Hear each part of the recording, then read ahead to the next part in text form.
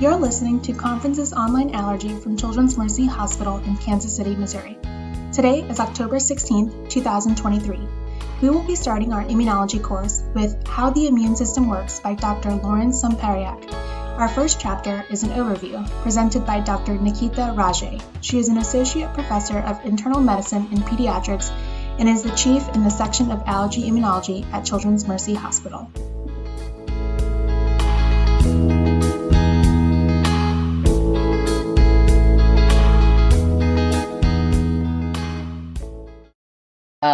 I'm Nikita Raje from Children's Mercy Kansas City and University of Missouri Kansas City. Are we recording, by the way? Yeah, I went ahead and started it since you're Okay. on the go. Sounds good.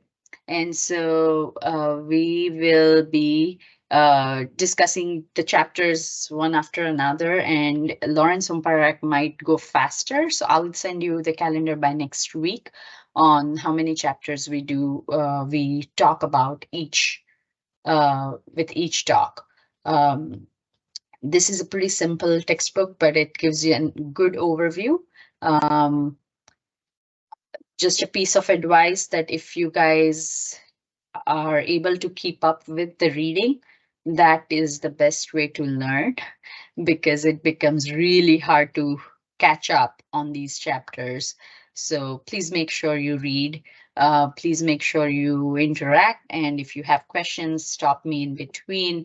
Some of the chapters are pretty long, and sometimes we have to cut back and say we'll continue with the chapter in the next lecture, but most of the lectures are done within one talk.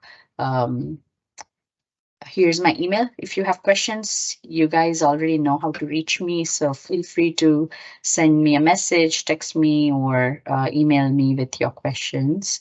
But I wanted to kind of, take it really slow with this particular textbook, Lauren Sompayrac textbook, How the Immune System Works, to begin with, just because you will be learning a whole new language. That's what it seems like when you start with immunology coursework. And so it's easier to learn this new terminology initially, just as if with the overview, and then we'll really dive deeper and go into the details with the next textbook. So again, feel free to stop me at any time, and I'm happy to answer any questions. So let's get started. Give me 1 second here.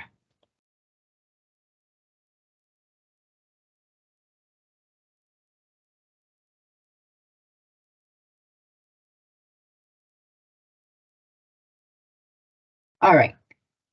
You guys can see my screen and hear me well? Yeah. Okay. All right. All right. So this textbook basically talks about the immune system, just showing the big picture. So there are lots of details with immunology, lots of exceptions to the rules as we go through each of the concept. But our goal with these chapters, this textbook, is to just know the rules, and then we'll go through the exceptions eventually. The current knowledge is a moving target, which means the immunology knowledge is evolving, which means that once we talk about a concept, doesn't mean that it's set in stone. Sometimes as the research moves forward in this field of immunology, there is a chance that the concepts that we have today may evolve, and they may change. And then again, we want to know the immune system.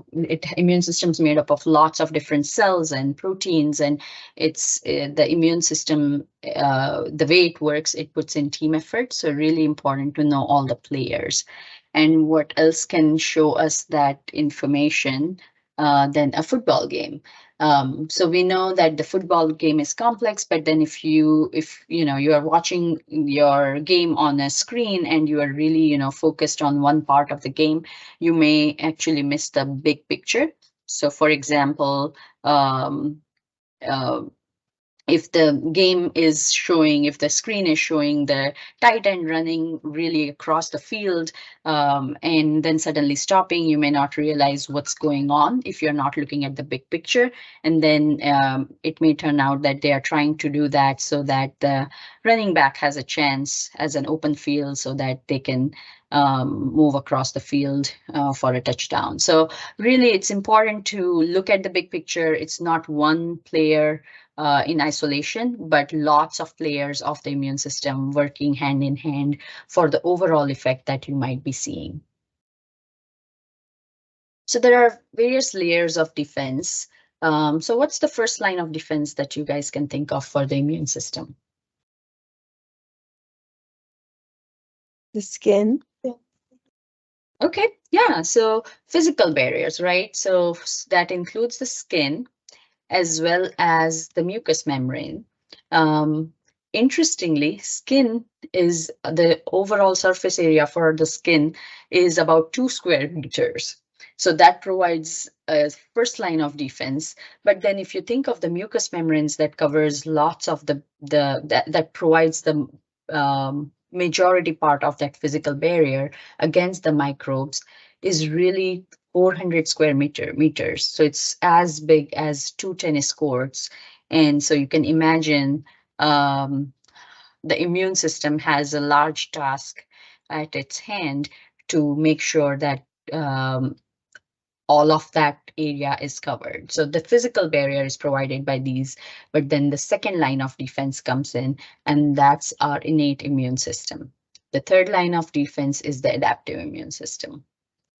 So let's move on and talk about the innate immune system. So innate immune system, what does it mean? Innate means it's naturally present. It's already there. And really, it has been there for, say, more than 500 million years. Doesn't change over a lifetime. Whatever the baby is born with, that's what they have in terms of the innate immune system. So think about, say, there is a child walking barefoot on the in the yard and gets a splinter in the toe. Typically, when that happens, there might be a microbe or like a virus or a bacteria sitting there that now has gone through that first line of defense. So the physical barrier is already broken. So now the question is, what happens once that microbe has already uh, uh, gotten across that first line of defense? So typically you will see the signs of inflammation. So you'll see the typical signs that you learn in your medical school. So rubor, Keller, Dollar, tumor. So all these signs of inflammation are seen. And why is that? That's because of the innate immune system. And one cell that you can think of that might be responsible for these symptoms, a typical one that you think of is a macrophage. So macrophage is known as a cell that eats. Phage means eating, and it's a bigger cell, so it's called a macrophage. And so where do these macrophages come from? They come from the bone marrow. The bone marrow has self-renewing stem cells, and so they make the renew the self-renewing cells, so they make more of stem cells, but they can also make a bipotential cell that can divide either into a lymphocytic or a myelocytic cell that can then become either different types of lymphocytes or different cells such as red blood cell, megakaryocyte, or the white cells, including the macrophage. So how does the macrophage know how to identify a bacteria or whatever organism it's coming across? So typically these macrophages are pretty lazy. They hang out in the tissues and they are collecting garbage. They are looking for anything that's around them, and so to speak, they are waiting for you to get a splinter in the foot. So basically, they are waiting for anything that's substantial that they can get enthusiastic about and work on. But till then, they are pretty lazy, just kind of collecting garbage, whatever they come across are in their environment. And so they, because these macrophages will use specific, parts of the cell. So the cell surface has these antenna that help them recognize danger molecules. But these antenna come out and are grabbing everything around them till they recognize those danger molecules. And when they do find it, they basically are grabbing it and eating it, which is meant what we know as phagocytosis. So what is phagocytosis? Here is a macrophage, and say there is a bacteria sitting outside. These are the antennae that come out of macrophages, and at resting stage, they are pretty lazy and kind of grabbing whatever's coming next to them. But then suddenly they come across this danger signal, and because it can recognize that danger signal, it grabs onto it and makes a pouch around it. That's called the phagosome. And then the phagosome can bind to another organelle in the cell called lysosome. Once these two fuse, they form phagolysosome. And that has the chemicals that are needed to kill this microbe. And so that's the end of the bacteria inside the macrophage, and that's how it performs its job. So because it takes part in this kind of phagocytosis, as well as some other functions, the changes that we see on the toe with the splinter are because of this macrophage. So once that macrophage comes across the danger signal, it gives off chemicals that will increase the blood flow to that area, and that causes the redness. The chemicals cause the endothelial cells to contract, and so there is a space between them. So there is leakage of fluid that causes the swelling. These chemicals will stimulate the nerves around them, and that gives them the pain. And then that's basically, overall causing the signs that you see with the inflammation. So apart from killing the bacteria, the macrophages can release these messenger molecules called cytokines. They take the message from the cells to the circulation, where they are going to tell the cells in the blood that they need help. And so these cytokines go to the circulation and send that message of asking for help, so that they can recruit more cells to come and help them in the fight. And during that time, when they are recruiting, the macrophages are not going to just stay there. They're going to go ahead and perform that phagocytosis and kill the microbes as much as they can. But the overall vigorous response that you see from all the cells, innate cells, macrophages that are at the site of infection, or the cells that are recruited from the blood circulation, they all come together to give rise to what we know as the inflammation. All right. So we talked about the macrophages. There are, of course, some other cells of the innate immune system. One such cell is natural killer cell. So what does that do? It kills the virus infected cells, or it will kill any damaged cells. Cells could be damaged by cancer or microbes such as bacteria, parasites, viruses. If that cell is damaged, these natural killer cells will target those cells of our body that are already damaged, so that they no longer survive because they are not useful for our human body. Another such player of our innate immune system is, other than the cell, is proteins. These proteins, called complement proteins, that you are well aware of, are the proteins that are ready to go as a part of the innate immune system. They are ready to go when there is an infection, and they'll start binding to each other to form a big complex, to form what is known as membrane attack complex, that will punch holes in the microbial cell to kill it.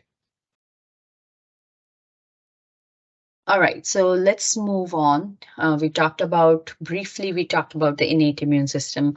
In later chapters, we'll come back to it. Now we move on to talk about the adaptive immune system. So we know that the adaptive immune system has its name because it can adapt to the invaders. But the history involves how we came across adaptive immune system was a scientist called Edward Jenner who noticed that cowherds who were handling cows rarely got smallpox. And so what he did was he used the pus that comes from some of the pustules of the cowpox. These cowherd people, he took them and then he injected them into a young child known as James Phipps to see if it works. And then he was protected against smallpox as well. So he discovered that that part of the immune system can be transferred from one person to another, and it has a property that can that helps them transfer it from one person to another. And so because this substance came from the cow, they are which is known as vaca, this substance was known as a vaccine, and that's how the vaccines were introduced. We know that the cells of the innate immune system, adaptive immune system include T and B cells. So let's go ahead and talk about them. So B cells, the name comes from bursa fabricius that is found in birds.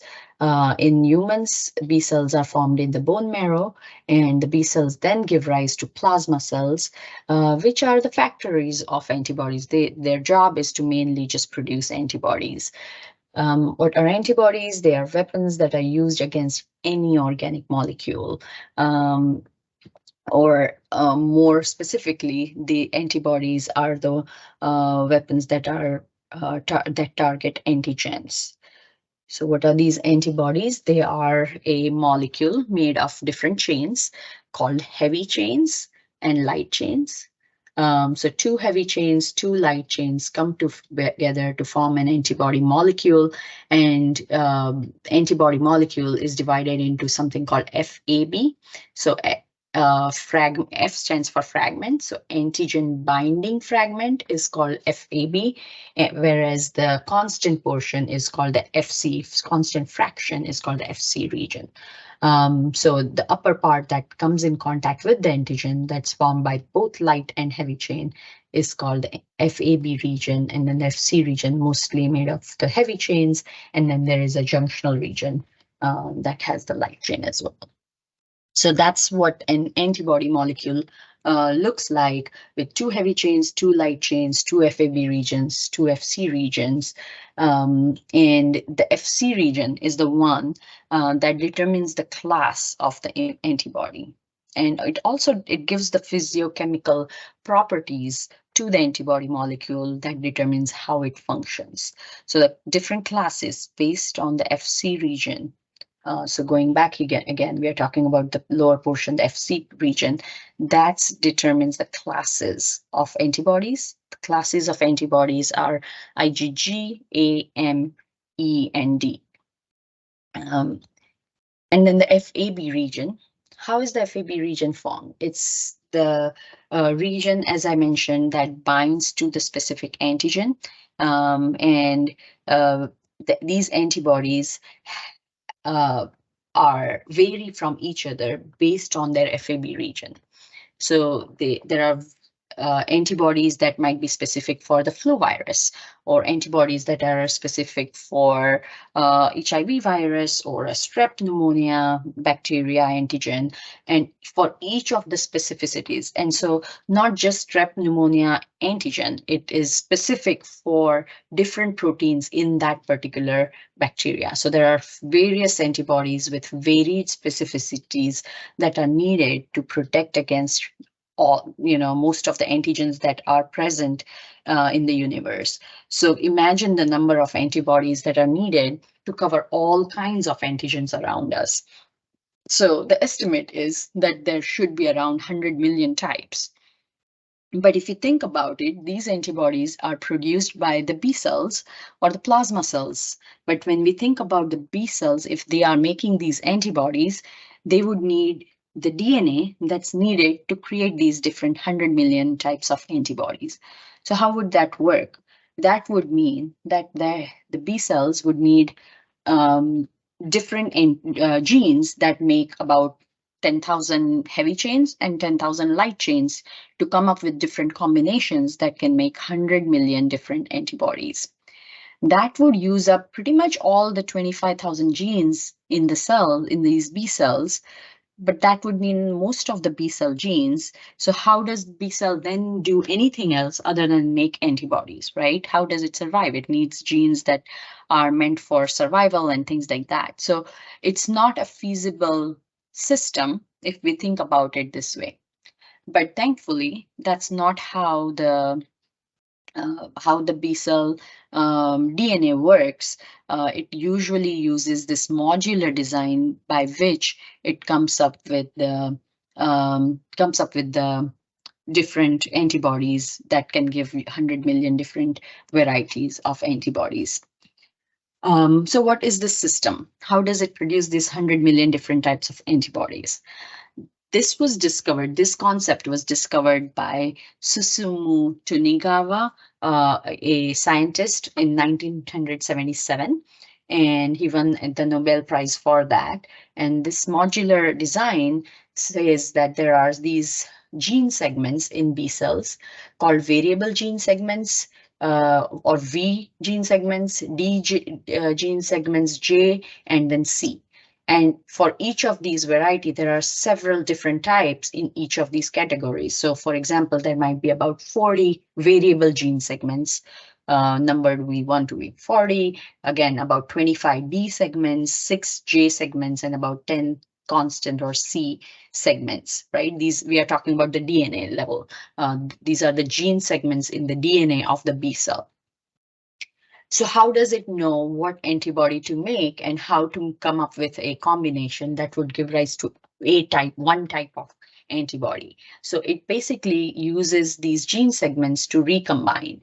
It will recombine one segment from each of these types. So one of the V region, one of the D region, one of the J, and then C regions. And the VDJ come together. So it could be V3D2J1, V4D2, J1, J2, whatever, these different combinations are going to determine the type of antibody that's going to be produced by that particular B cell. So that particular B cell is not going to make different types of antibodies. It's going to stick to one specific type. And so once that DNA is rearranged, it's called that mature B cell DNA. It's going to come up with this system that will give rise to one particular type of antibody. So once the B cells use that VDJ recombination to come up with a mix and match and come up with one type of segment that will make heavy and light chains of the antibody protein molecules, a small batch of antibodies are made, say like a test batch.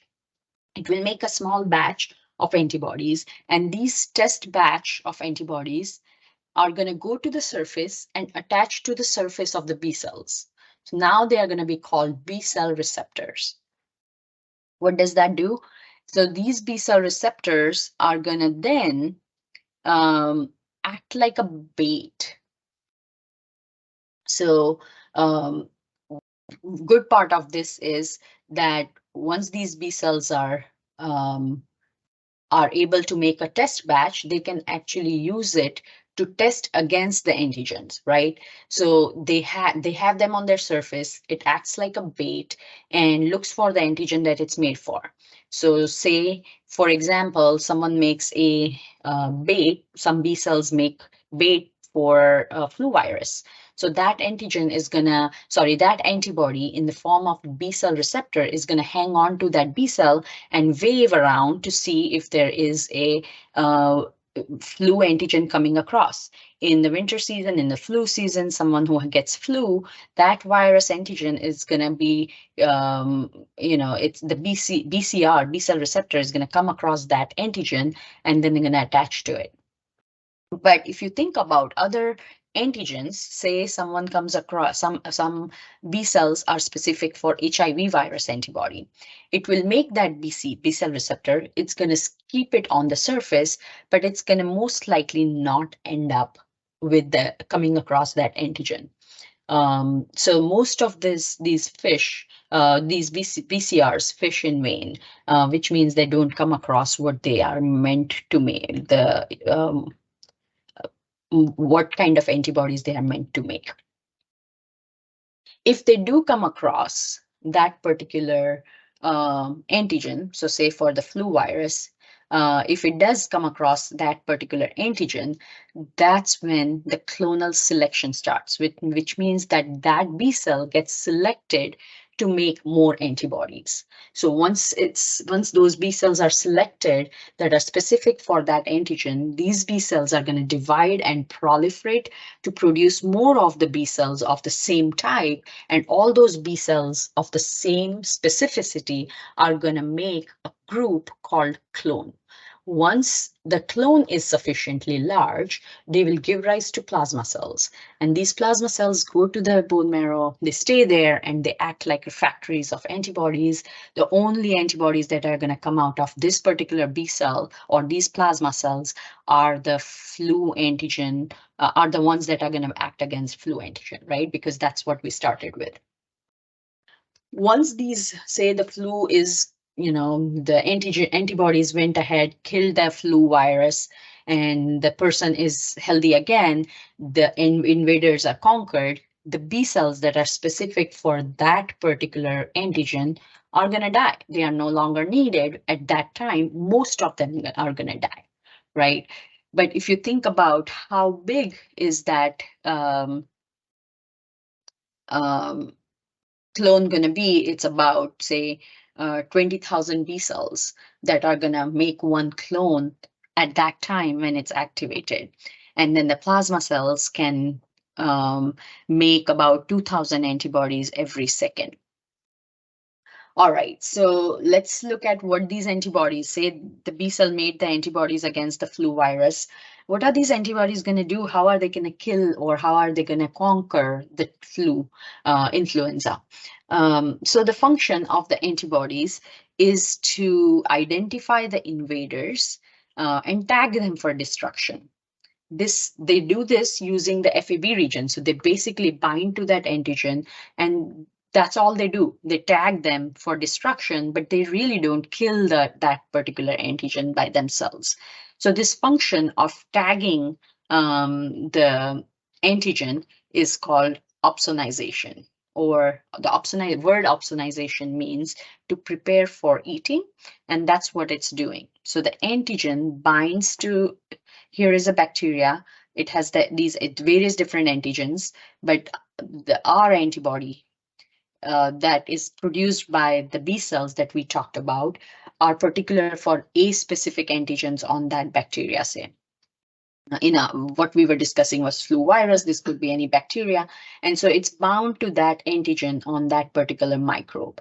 Once that antibody binds to it, it's tagged for destruction. That's all it does. And then this bacteria that's tagged will come across other cells, such as macrophages, neutrophils, that can actually engulf. Remember, we talked about phagocytosis, because they are looking for the tagged organisms, tagged antigens, and they can actually look for those danger signals of tagged antigens. And so these macrophages then come across these tagged antigens and are going to engulf them, phagocytose them, and kill them. But the antibody itself really doesn't kill the microbe. Another function, all right, so the Fc region of the antibody is the one that can help bind to the phagocyte. All right, the second function is, we know that the viruses use cell machinery for their survival. And then they kill the cell, and then if they eventually destroy the cell so that those viruses can now be free in the extracellular area, and then they can infect the neighboring cells. So what the antibodies can do is a function called neutralization, where they can bind to those viral particles and not let them enter the neighboring cells. And so remember, that's how these are the two main functions that the antibodies use: opsonization and neutralization, by which they can protect us against various microbes. All right, we talked about B cells. Let's move on and talk about T cells. We talked about how there are about 3 billion B cells. Well, there are about 300 billion T cells, so way more. And these T cells, are, as we saw, are a type of lymphocytes that are produced in the bone marrow. But then they go to the thymus, where thymus gland that sits at the base of our neck, and that's where they get trained, or complete their maturation. And so they get their name from the thymus, so they are called T cells. Now, just like the B cells, they also make T cell receptors. And these T cell receptors are also formed by modular design that we looked at when we discussed B cell receptors. So it's the same kind of organization where the T cells have DNA, and that DNA has to rearrange their variable D and J, all these segments, diversity and junctional segments, VDJ segments, to come up with a combination that will produce a receptor on the surface of the T cells that works for a particular antigen. Once the T cells comes across that particular antigen is when the T cells are going to be activated and proliferate to make a lot of T cells of the same specificity. And all of those T cells make a group called a clone. Once that clone gets selected, that's gonna proliferate and then perform different functions. In terms of the T cells, there are no antibodies, there are no products that come out, but these T cells can be different types and help in a different way. So there are helper T cells, killer T cells, and regulatory T cells. So let's think about helper T cells. Helper T cells, which we're talking about football, and if you think of the T cells as the quarterbacks, that's what they do. They are the mastermind. They basically, what they do is give information, give commands to the other cells on what to do. They use cytokines, chemicals that can be produced by these helper T cells that help them in directing other cells on what to do or help other cells in how to do it. So they may help the cytotoxic T cells in their job of killing the damaged cells, or they may help macrophages in their role of phagocytosis. Different chemicals that they produce can help in different functions, but they pretty much are a major player, and so they are kind of a quarterback for this immune system team. Compare that to the cytotoxic T cells or killer T cells. These cells are going to go after the damaged cells, and then they are going to, once they target that cell and they are able to attach to it, they help in assisted suicide of those damaged cells. So basically, they are just instructing the other cell so that that cell gets killed. And then the third type of cells are called regulatory T cells that prevent overreaction of the immune system, which means once the microbe is killed, say it's pneumonia and the pneumonia is cured and all of the microbes are pretty much gone, you don't want these cytotoxic T cells to start killing other cells, or you don't want the helper T cells to produce more of these cytokines that can cause damage. So the regulatory T cells come in and kind of calm down the overall system so that the other cells calm down as well. So a little bit about what's the difference between T cells and B cells. T cells recognize protein antigens only. They do not react against any other types of antigens. Compared to B cells, as I mentioned before, they can make antibodies against any organic molecule. T cells require the antigen to be presented to them on a platter, versus the B cells can use their B cell receptor to recognize the antigen directly. However, the T cell receptors on T cell surface really need the antigen to be presented to them. And so we'll talk about it in a minute here. Again, one of the differences is, why do we need T cells? B cells do a pretty good job. They can make 100 million different types of antibodies.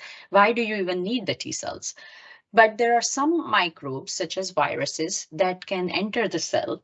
And once the microbe is inside the cell, the antibodies cannot get to that microbe. So it can survive in the cell and can cause damage, continue to cause damage, and the antibodies wouldn't even be able to do anything about it.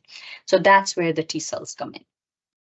But as I mentioned to you, these T cells need the antigens to be presented to the T cell receptor. And how does that happen? So that brings us to the discussion about another concept called antigen presentation. So the antigens that are pretty much everywhere, they might be they can be presented to the T cells by other cells. And the other cells will use something like a billboard that on which they are going to present the antigen to the T cell receptor. So let's think about all nucleated cells. Most of the cells have something called class. Remember, I talked to you that the TCR needs the antigen to be presented on a platter. That's what these are. These are called class 1 and class 2 MHC, and they are like platters on which the antigen is served to the T cell. So most of the cells have class 1 MHC on them. And MHC, being a billboard or an antenna, pretty much can look inside the cell on which they are present, say a hepatic cell or any other tissue cell. And if there is a virus in it, or just the general proteins that are present in the in the cell for cellular mechanisms, those antigens are cut up, processed, and presented on the class 1 MHC on the surface of these billboards so that they can be seen by the T cells and presented to the TCR.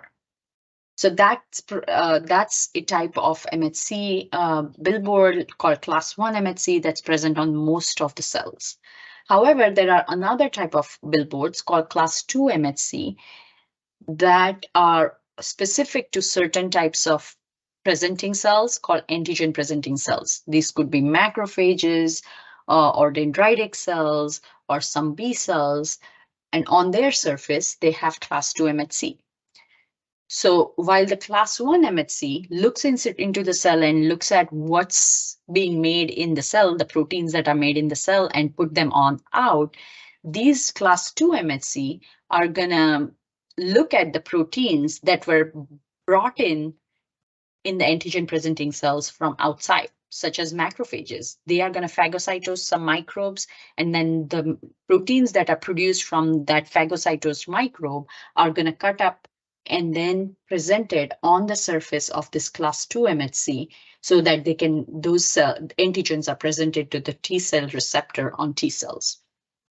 So if you think about it, here is if this is a cell, right, on the surface, this is the inside of the cell where the class 1 MHC or class 2 MHC are rooted, cell membrane of the cell, and this is the outside of the cell.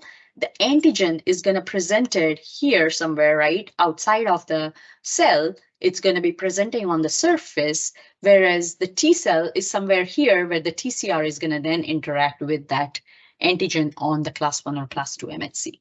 Hopefully you guys could see my pointer, because otherwise this wouldn't make sense what I'm saying. Yeah, we can see it. Okay, all right. And so if you look at the structure of these molecules, you can see how class 1 MHC has this chain that goes around and binds to another chain called beta-2 microglobulin. So it makes a kind of a closed structure on the surface, compared to the class 2 MHC where there are two separate chains. So it's an open area up here. And so kind of giving you more idea about it, if you look at this bread that it could be a bread that actually has open edges, which can accommodate a large hot dog, basically because its edges are open, versus if it's if the two sides are closed, then you really need to have a hot dog that has a very specific size of that can be accommodated in that bread. And this is just to give you an example of class 1 MHC versus class 2 MHC. Class 1 that has a closed groove, and that closed groove can accommodate a protein fragment that is 9 amino acids long. It's very specific, compared to class 2 MHC, which has an open groove, right? 2 separate chains, and so it can accommodate a protein fragment that is as large as 20 amino acids. So that's how T cell receptors look at the protein antigens. Remember, T cells only react to proteins. B cells are the one that can react to any organic molecule. So T cells use these proteins that are presented to them on this platter or a billboard that is known as class 1 and class 2 MHC. And where are these class 1 and class 2 MHCs? They are on other cells. They can be on all cells of the body, that is class 1 MHC, or not all, but most. And then the class 2 MHC, which is present on very specialized cells called antigen presenting cells. All right, having talked about T and B cells, let's look at the features of adaptive immune system. Here are 4 features, so let's look at each of them. Let's talk about the activation of the adaptive immune system. So we talked about how a T cell, so let's talk about a helper T cell that has TCR, T cell receptor on its surface. But for a T cell to be activated, of course, it needs that antigen specific for this particular TCR to be presented to it by an antigen presenting cell on a class 2 MHC. For it to do that, say this is an activated macrophage, it just engulfed some kind of microbes, virus or a bacteria on the class 2 MHC. Now it's going to cut that up and put it on that billboard, class 2 MHC, so that that yellow part is the antigen that's present on the platter for the TCR to taste it, right? So the TCR now is interacting with the antigen presented to it. Once that happens, does the T cell get activated? And thankfully, no, it wouldn't get activated unless there is a second signal. The T cell to be activated, or the cells of the adaptive immune system to be activated, need 2 signals. The first signal is given by that presented antigen to the TCR, but it also needs another non-specific signal that is provided by another molecule. One example of that second signal is provided by something called B7 molecule that interacts with CD28 on the helper T cells. And this is just one example. There are several different second signals present in the immune system. So why is that? So think about, you go to a bank to access your safety deposit box. You go with your key, and you can go ahead and tell them that you are here to access your safety deposit box. There's going to be someone coming with you, and they are going to have you put your key in the safety deposit box, and then they're going to use another key, a second key that they have in another slot, so that both keys have to be present so that you can open the safety deposit box and access it. And the reason is they are taking an extra caution so that you know the transaction is very secure. Same thing happens with the adaptive immune system. These cells have a lot of power. Once they are released and they are activated, they have a lot of power to cause destruction. And so for these cells to be activated, our immune system has this mechanism of safety, more security, so that, say, some kind of antigen comes along and binds to the T cell receptor, it shouldn't be activated unless the bank manager or the macrophage or the so the antigen presenting cell thinks it's a danger. So that second signal is the one that tells the cells that yes, there is a danger. And when there is a danger from that antigen, is the only time when the T cells should be activated. Because say in the gut, you eat food, food is benign, but it has proteins. So if that protein binds to is presented by an antigen presenting cell to the T cells, and even though it's benign, this T cell does not need a second signal. Guess what's going to happen? These T cells can get activated and cause destruction just because you ate food. And that should never happen because, and it doesn't happen, is because there is a fail-safe mechanism, and the T cells, the macrophages that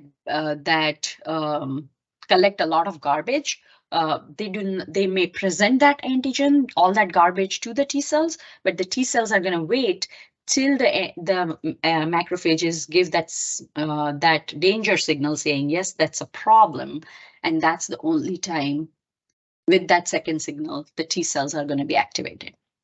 The second signal also is important for the B cells to be activated. So this is a feature of the adaptive immune system. Another feature of adaptive immune system is secondary lymphoid organs. So the primary lymphoid organs are your bone marrow and thymus, where the B and T cells are produced and they mature. But our body also has secondary lymphoid organs for lymph nodes, or they may have or spleen and some mucosal associated lymphoid tissues. So think about lymph nodes, and really, as you can see here, there are two systems. There is the blood circulation, which is your high pressure system, and then the low pressure is the lymphatic system, where it's bringing in fluid along with the antigens all throughout the lymphatic system, lymphatic vessels. But along the vessels are these way stations or lymph nodes where they can drain, where the lymphatic fluid can be drained into. And what are these lymph nodes? Lymph nodes really are places where the immune cells reside and can, it's almost like a workshop for these immune cells. And so what happens is the lymphatic vessels are going to drain from different areas. And if they come across antigens that need attention, they're going to drain into the draining lymph nodes that are close by. And these lymph nodes act like dating bars.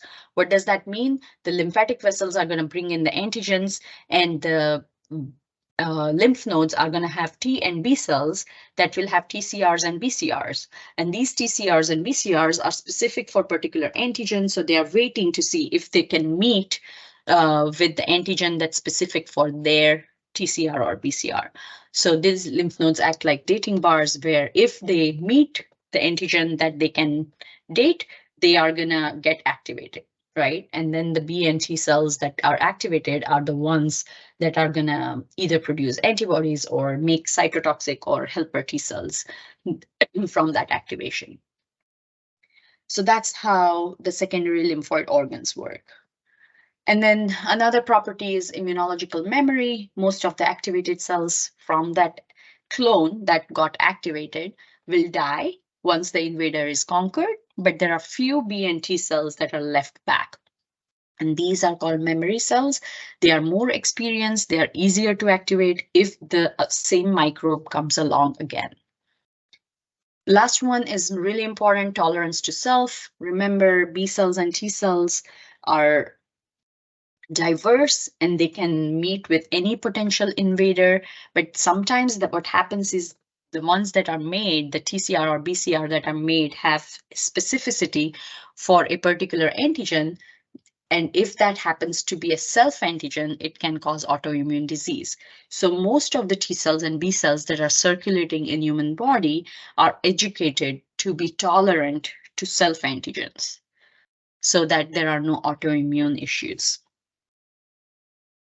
All right, last slide here. So what's the difference between innate and adaptive immune system? We know the adaptive immune system is great. It works, it makes 100 million different types of antibodies. There are 300 billion T cells. They are likely going to be available to take care of any kind of microbe that you are ever going to come across. Well, then what's the need for the innate immunity? And the concept is something that we explain by this concept of fast fit versus custom fit. So has anyone come across a time where they had a shoe problem? You go out of town and your shoe either broke down, or you didn't have the right kind of shoe for the activity that you are doing. And what do? You are out of the town. You really need something right then and there so that your trip doesn't go haywire. And so pretty much you're likely gonna go and go to a shoe store, pick up something that's available that fits your need at that time, rather than go for a custom fit shoe. And that's the difference between your innate immune system versus adaptive immune system, where the innate immune system is your fast fit immunity, which means that when you really need something right then and there, innate immunity is ready to go. It's present in the form that you need. It can be activated pretty quickly, and the chemicals or the weapons that are a part of the innate immunity are available right away. And they don't change over the lifetime. They don't adapt like the adaptive immune system does, but it's present right away. And so till the adaptive immune system can come in and do its job, innate immune system is really important.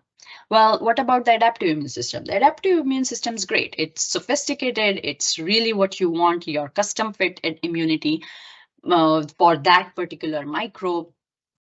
But the problem is it takes time, right? The adaptive immune system, once it's activated, it's going to proliferate, make a clone, make those antibodies. It takes time. It takes days before it can be active and ready to go. And so in that time, your innate immunity definitely steps in. So that's one function of the innate immune system. The second one is to evaluate danger. So even though adaptive system is very diverse, it's blind to what is a danger and what is not.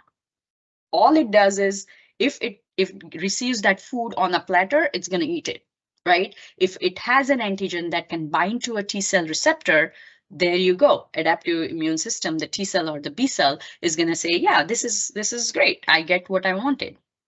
But the innate immune system is the one that's going to say, yes, this is a danger molecule and the other one is not. And that difference between a danger molecule and a benign molecule is the function of the innate immune system. When it senses the danger, it makes sure the adaptive immune system gets that second signal so that the adaptive immune system can be activated. So even though the T cells, say the helper T cells, we call them the quarterback, the brains behind the quarterback are the innate immune cells, such as macrophages and dendritic cells. And so they are called the coach for the quarterback. So with that, that's the end of chapter 1 from Sompayrac. Wanted to see if you guys have any questions.